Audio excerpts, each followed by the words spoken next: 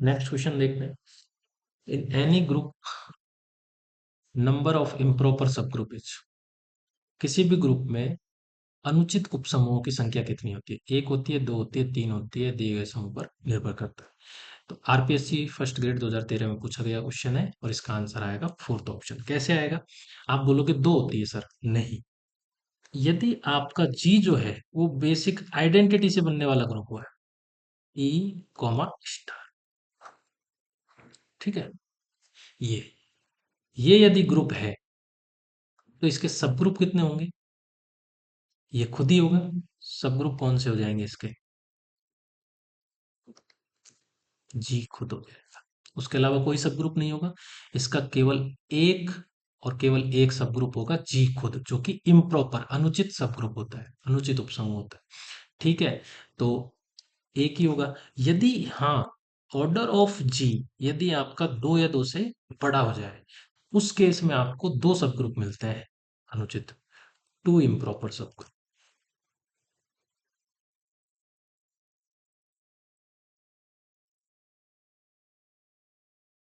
दो इम्प्रॉपर सब ग्रुप मिलते हैं और वो कौन से होते हैं? एक तो जी खुद होता है और एक ट्रिवियल सब, ये जो ई जो होता है वो। तो दो उस केस में मिलते हैं। तो ये डिपेंड करता है कि जो समूह है वो कितने ऑर्डर का है। तो answer option four. Next question जो कि आरपीएससी फर्स्ट ग्रेड 2015 में पूछा गया है, इसमें यदि P एक अभाज्य संख्या है, G एक अनाबेली P क्यूब कोटि का समूह है, तब G का केंद्र यथार्थ रखता है। तब G के केंद्र में कितने अवयव होंगे? सेंटर ऑफ G क्या होता है? सबसे पहले तो हमें पता करना, G सेंटर ऑफ G क्या होता है। देखो, आपको यहाँ पे जो G दिया हुआ है, order of G, P cube दिया हुआ, P क्यूब कोटि का समूह है, ठीक है। और G क्या दिया हुआ है? नॉन आबेलियन भी दिया हुआ है, नॉन आबेलियन। क्लियर? अब आपसे पूछा गया कि सेंटर ऑफ जी में कितने एलिमेंट होंगे। सेंटर ऑफ जी को हम लिखते हैं जेड जी, जेड जी से डिनोट करते हैं। और ये होते क्या है? वो एलिमेंट आते हैं जी के, वो एलिमेंट आते हैं जी के जो कि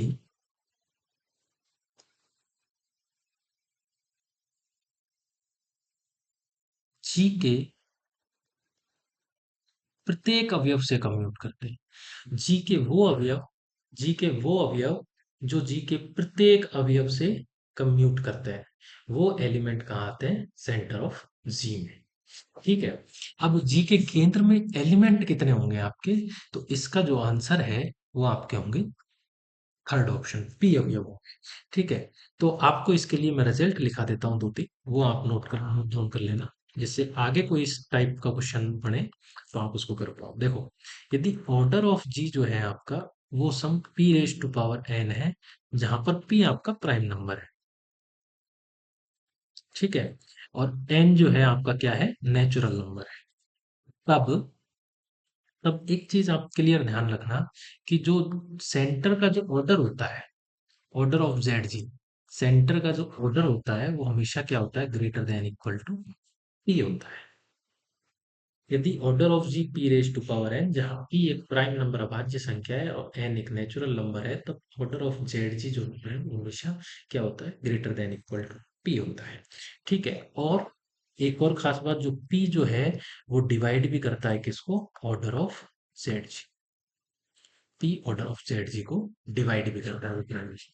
क्लियर? अब आपको पता है कि यदि ऑर्डर ऑफ जी जो है आपका वो पी हो जाए, P P raise to power one, P, P क्या है? Prime number. प्राइम अभाज्य कोटि का प्रत्येक ग्रुप क्या होता है? आपका साइक्लिक ग्रुप। आप पढ़ के आ चुके हो। तो जी क्या हो जाएगा आपका? साइक्लिक। और प्रत्येक साइक्लिक ग्रुप क्या होता है आपका? अबेलियन ग्रुप होता है। तो जी क्या हो जाएगा आपका? अबेलियन। और आपको पता है कि अबेलियन ग्रुप में प्रत्येक जो अवयव होता है वो एक दूसरे के साथ में कम्यूट करते हैं। तो सेंटर उस केस में क्या हो जाएगा? तो जेड जी क्या हो जाएगा उसमें? पूरा जी के इक्वल हो जाएगा। ठीक है।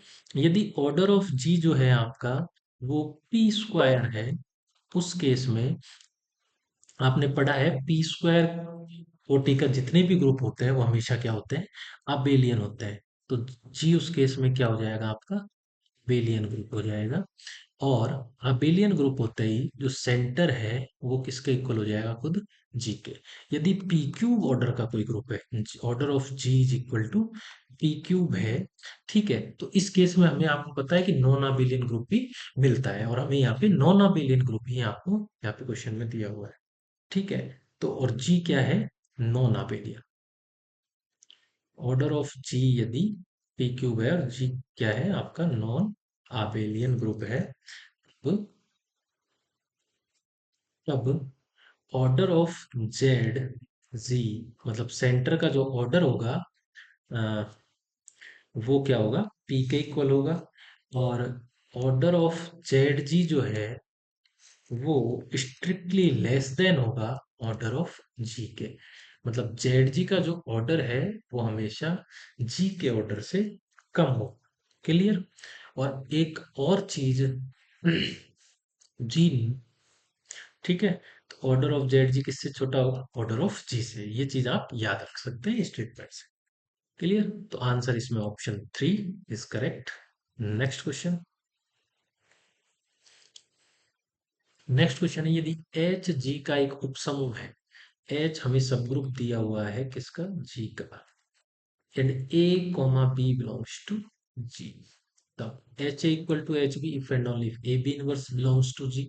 H A equal to H B if and only if A B inverse belongs to H. A H equal to B H if and only if A B का whole inverse belongs to G. A H equal to H B if and only if A B inverse belongs to H. देखिए आपने ये पढ़ा हुआ है statement, H A equal to H B होता है, H A equal to H B, H subgroup G का, ए और बी जी के अवयव है, तो एच ए एच बी के इक्वल होगा if and only if A B inverse belongs to H, and A H is equal to B H if and only if A inverse B belongs to H. ये होता है, ठीक है। अब देखिए यहाँ पे, तो जी वाले तो वैसे ही इनकरेक्ट हो जाएंगे। अब H equal to H B if and only A B inverse belongs to H, A H equal to H B ऐसा कुछ है ही नहीं, तो ये भी गलत हो जाएगा। Option 2 is correct option, answer आ जाएगा आपका second number option. Next question है, एक आबेली समूह का प्रत्येक उपसमूह होता है, कोई भी आबेलियन ग्रुप है उसका जो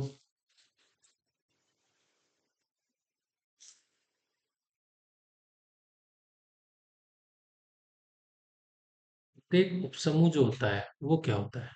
अच्छा, इससे पहले जो ये क्वेश्चन है इसमें एक और चीज है, H A equal to H B if and only if A B inverse belongs to H, और A H equal to B H if and only if, यहाँ पे थोड़ा सा करेक्शन में कर देता हूँ, ये जो आएगा आपका वो आएगा P inverse A belongs to H, ठीक है।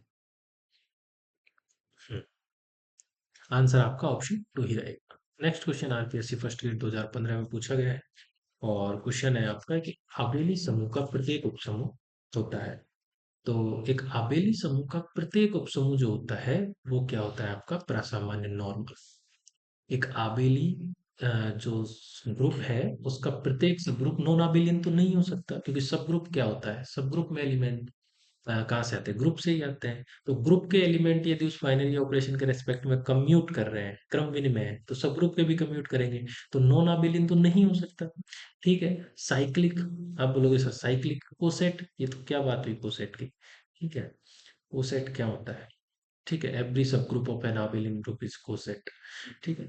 थर्ड जो सेकंड ऑप्शन है वो साइक्लिक, साइक्लिक कैसे नहीं हो सकता, देखो मैं एग्जांपल देता हूँ।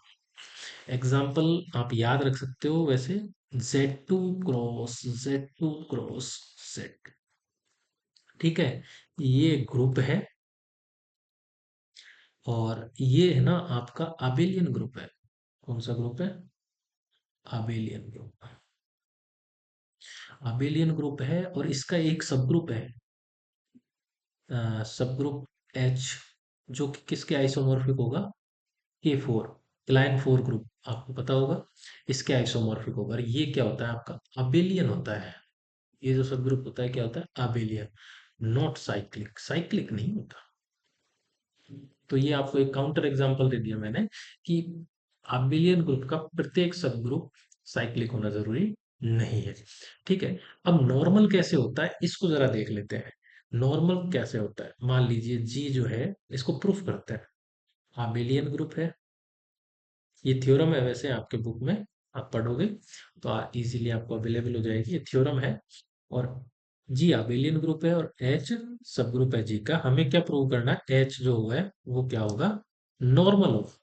ठीक है, नॉर्मल के लिए कोई भी सब ग्रुप एच जी का नॉर्मल सब ग्रुप कब होगा, यदि for all X belongs to G and H belongs to H, X H X inverse, ये किस में आ जाए आपका, एच में आ जाए, तो मेरा एच जो है वो क्या हो जाएगा, नॉर्मल सब ग्रुप। ये डेफिनेशन है। ठीक है, तो मान लेते हैं, लेट कोई भी एलिमेंट लिया आपने एक्स जी का और एच किसका, एच का। अब आप क्या कैलकुलेट करोगे, एक्स एच एक्स इनवर्स, ये क्या होगा आपका x H x x inverse, तो एक्स एक्स इनवर्स एच, ऐसे लिख सकते हैं। क्यों, क्योंकि जी आबेलियन ग्रुप है, एक्स जो है जी का एलिमेंट है, तो एक्स इनवर्स भी जी का एलिमेंट होगा। ग्रुप में प्रत्येक एलिमेंट का प्रतिलोम अवयव मौजूद होता है। ठीक है, और एच जो है वो एच का एलिमेंट है, एच किसका सब ग्रुप है, जी का, तो एच कहाँ पे जो है चला जाएगा, जी में भी चला जाएगा। ठीक है, तो ये दोनों ही अवयव जी के हैं और जी आबेलियन ग्रुप है तो कम्यूटेटिव होंगे, तो इसको इस तरीके से लिख सकते हैं। ठीक है, फिर एसोसिएटिव प्रॉपर्टी के साथ में मैं एक्स इनवर्स को एक्स के साथ में ले सकता हूँ और ये एच को बाहर रख सकता हूँ। फिर किसी भी एलिमेंट को उसके इनवर्स से ऑपरेट कराते हैं तो क्या आ जाता है आपके पास में, आइडेंटिटी, आइडेंटिटी आ जाएगा और एच। तो ये आइडेंटिटी को एच के साथ में ऑपरेट कराएंगे, क्या आएगा, एच ही आएगा। और एच किसका अवयव है, एच का है। क्लियर। तो प्रत्येक एक्स बिलोंग्स टू जी और एच बिलोंग्स टू एच के लिए आपका एक्स एच एक्स इनवर्स किस में आ रहा है, एच में आ रहा है। तो यहाँ से आपका जो एच है वो नॉर्मल सब ग्रुप हो जाएगा जी का। ठीक है, तो आबेलियन ग्रुप का प्रत्येक सब ग्रुप क्या होता है आपका, नॉर्मल होता है।